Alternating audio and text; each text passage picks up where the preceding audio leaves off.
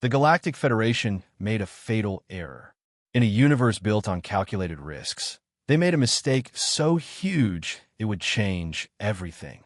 Through a comedy of errors involving bad filing and digital screw-ups, they gave a helpless human infant to the single most feared creature in existence.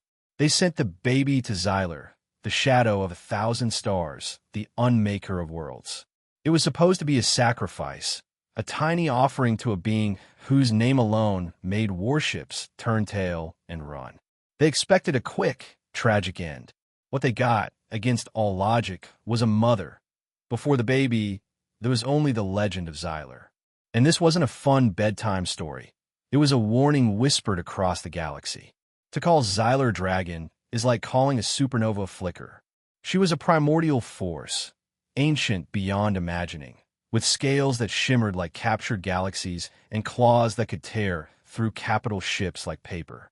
Her home, marked on star charts with a skull, was a planetoid designated X7.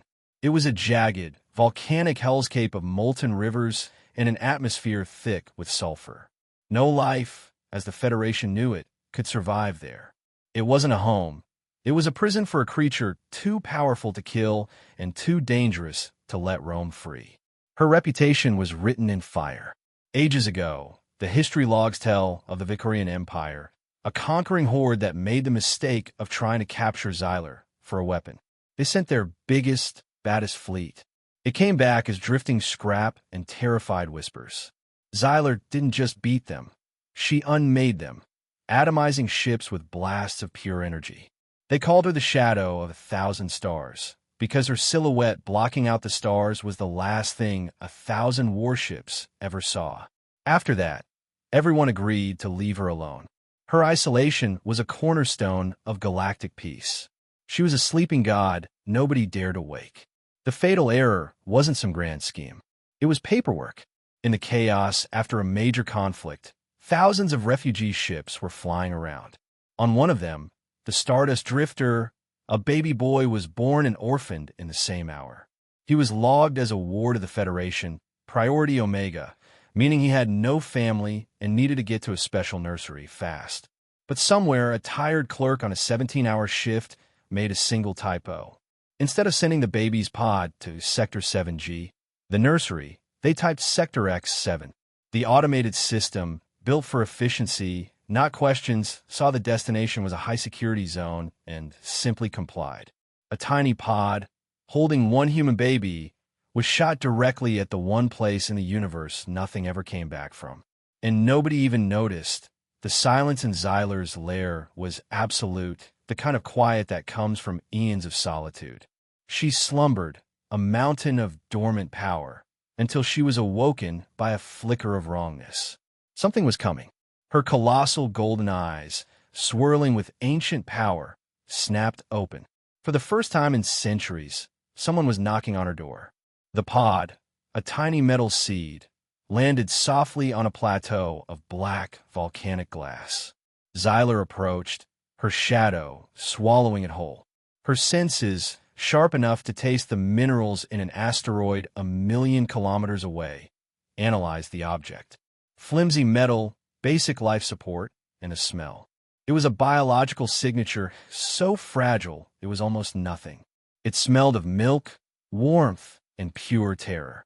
Her first instinct was annoyance. A pest. Her claws, each the size of a shuttle, extended. One tap would crush the pod and the irritating little life inside. She raised a single talon, honed to a razor's edge by cosmic dust. And then the pod hissed open. The sound that came out wasn't a threat. It was a thin, reedy wail, the cry of a terrified baby echoing in the vast, silent chamber. Xyler froze. The talon, ready to strike, hung in the air. The sound was alien, but the meaning was universal. A young thing was alone and afraid. Inside, nestled in blankets, lay the human child. He was red-faced and crying, his tiny fists balled in fear. He was pure vulnerability. Xyler lowered her head, her massive eye filling the baby's entire world. The crying stopped. The child's wide, curious eyes, too young to know true fear, just stared. Something deep inside Xyler, A circuit dormant for longer than human civilization had existed, sparked to life. It was an instinct older than rage, older than destruction. It was the maternal instinct she'd last felt for her own clutch eons ago, before a cataclysm left her the last of her kind. The baby, seeing the giant, just watching him, let out a soft gurgle and reached out a tiny, fumbling hand. He didn't know he was looking at death itself. He just saw a presence and wanted to connect. In an act of impossible gentleness, Xyler moved. The same claw that shattered asteroids extended with painstaking slowness. She retracted the deadly tip and nudged the baby's side with her armored knuckle. The child giggled, a sound of pure delight that shattered the last of her predatory urges. A low rumble started in Xyler's chest. Not a growl, but a deep, resonant purr. This child was hers. Not prey. Hers to protect. But the planet would kill him in an hour. Xyler knew this. She carefully scooped up the pod, cradling it like a precious egg, and carried it deep into her mountain. There, she created a new world. Using her own body as a furnace, she regulated the temperature. Using her immense psychic will, she filtered the toxic air, molecule by molecule, into a breathable bubble of oxygen. Feeding him was harder. She had no milk, so, using her ability to transmute elements, she synthesized a golden, nutrient-rich liquid from raw matter, letting it drip from the tip of a clean claw into the baby's mouth. A new routine was born in the deadliest place in the galaxy. The infant, whom Xyler named Kale, an ancient draconic word for star-found, grew up under her watchful eye.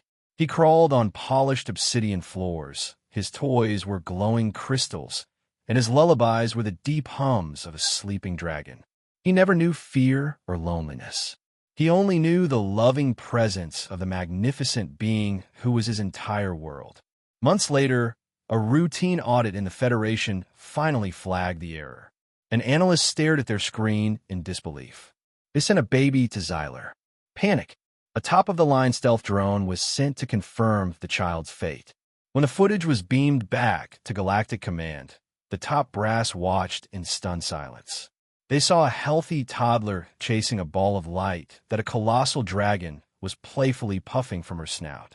They saw the boy trip and watched in terror as the deadliest creature in the universe gently nuzzled him until he stopped crying. They saw him fall asleep, curled against claws that had wiped out armadas. The report was simple. The target is alive. The monster is a nanny. The revelation didn't bring relief. It brought chaos. To security officials, Xyler was a ticking time bomb, and the child was a variable that could set her off. To the Human Dignity Council, it was an abomination, a human child held captive by a monster. The fact that the captive was happy and healthy was ignored. The decision was made. The child had to be rescued. Some scientists argued this was a miracle to be studied, but fear won. Admiral Forlag, a military hawk, painted a terrifying picture. What if the dragon was turning the boy into a weapon? The risk was too great. The mission was a go. Operation Aegis. Aegis Squadron was the Federation's elite answer to giant threats, armed with planet-cracking weapons. Commander Eva Rostova, who had studied Xyler her whole career, knew this was a suicide run. But orders were orders. They arrived cloaked and fast. 2 ships created a massive diversion on the far side of the planetoid, hoping to draw Xyler out. Meanwhile, Rostova's ship, the Aegis One, would send a team to snatch the boy. The diversion began. Plasma fire lit up the sky. Inside her cavern, Xyler felt it. Her ancient instincts flared, but then she looked down at Kale, who had started to cry from the tremors. Her fury instantly changed into pure, protective rage. She knew it was a feint. Her senses felt the faint buzz of the approaching dropship. She wasn't falling for it. Her child was here. She gently nudged Kale toward a small fissure in the back of the cavern, a hiding spot just for him. Stay. Safe. I will return, she projected into his mind. He crawled inside, trusting her completely. When Rostova's team breached the cavern wall, they found the colossal dragon standing silently in the center, just waiting. Her glowing golden eyes held an intelligence far more terrifying than any animal rage. Teams spread out. Locate the target, Rostova ordered. Do not engage. The moment her soldiers stepped forward, Xyler moved. She was a blur. Her tail whipped across the floor, not at the soldiers, but at the giant obsidian stalactites above them. Tons of rock rained down, separating the team. She wasn't trying to kill them. She was disarming them, hurting them. She exhaled a targeted blast of supersonic gas that melted one soldier's rifle into slag. She batted a cryo-missile out of the air with a flick of her wing. She was toying with them, using her home as a weapon. Aboard the Aegis One, Rostova watched in horror. All teams fall back. Mission scrubbed, but it was too late. Xyler had the soldiers cornered. She opened her mouth, a final, guttural growl echoing through the cave. Then a small voice cried out, Exwyla. Kale was peeking out from his hiding spot. The growl died in Xyler's throat. Her head snapped toward the boy, her eyes instantly softening. That single moment of distraction was all one soldier needed. He raised a grenade launcher and fired it directly at the child. The universe slowed. Xyler saw the grenade. She saw its path to the one thing in her ageless life she could not lose. She could have dodged it or vaporized it, but the blast might still have caught her son. So, she did the only thing a mother could do. She moved to intercept. Her massive body, which had shrugged off the fire of dying stars, threw itself in front of the fissure. The grenade hit her side. For the first time in millennia, Xyler felt pain as the explosion tore a bloody wound in her flank. She roared, a sound of pure agony and incandescent fury. The soldiers froze. They had wounded the unwoundable, but the roar wasn't for them. With her last bit of clear thought, she sent a final, gentle message to the fissure. Do not look, my star. Close your eyes. Then, she turned her full attention to the soldiers. The intelligence in her eyes was gone, replaced by the raging heart of a sun. She inhaled, and this time, she didn't hold back. The cavern filled with a light so bright it overloaded every sensor on the Aegis One. The last word Rostova heard over the comms was a single, terrified whisper from her tactical officer. Goddess! The transmission died. All of Rostova's away team's life signs were gone. They hadn't come to rescue a child from a monster. They had tried to take a child from his mother, and they had paid the price. The Galactic Federation was left with a terrifying truth. The deadliest creature in the universe was no longer a dormant threat. She was now the guardian of a human child. They had poked the dragon and discovered a bond more ferocious than any weapon they had. The quarantine of Sector X-7 was reinforced, its purpose forever changed. It was no longer a prison to keep a monster in, but a shield to keep the rest of the galaxy out.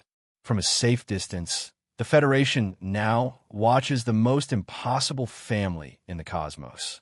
They see a boy growing into a young man, learning from a being of unimaginable power and wisdom. And they see a dragon, once a symbol of destruction, finding new purpose in the laughter of her star-found son. A simple typo had rewritten galactic history, proving that even in the cold darkness of space, a mother's love can bloom in the most fearsome of hearts. If you enjoyed this story, be sure to like and subscribe for more tales from across the galaxy. Let me know in the comments. What do you think happens next for the boy raised by a dragon? What happens when Kale decides he wants to see the stars his mother was named for? Until next time,